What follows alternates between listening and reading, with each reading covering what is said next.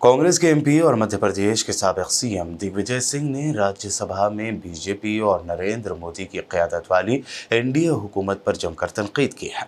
उन्होंने ईवीएम का भी मुद्दा उठाया। दिग्विजय सिंह ने कहा कि अंग्रेजों ने फूट डालो राज करो की पॉलिसी अपनाकर हिंदुस्तान में राज किया। अब उसी से तरकीब लेकर बीजेपी और आरएसएस मुल्क में राज कर रहे हैं।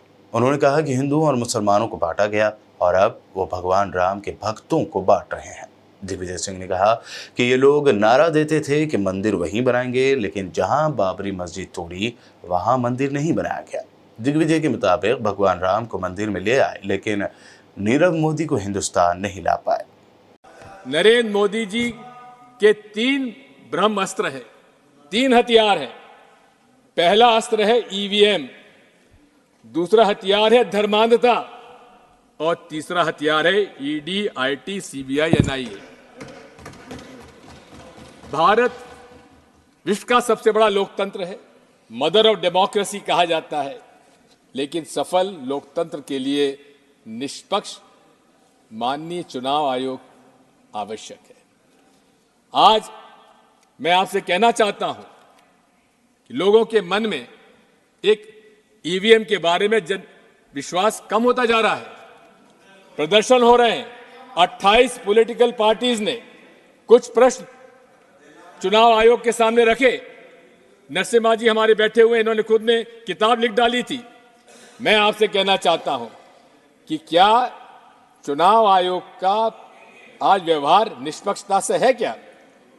28 राजनीतिक दलों ने उनसे मिलने का समय मांगा। 6 महीने में माननीय चुनाव आयोग को 28 पॉलिटिकल पार्टी से मिलने का समय तक नहीं मिला। हम ऐसे चुनाव आयोग पर कैसे भरोसा करेंगे?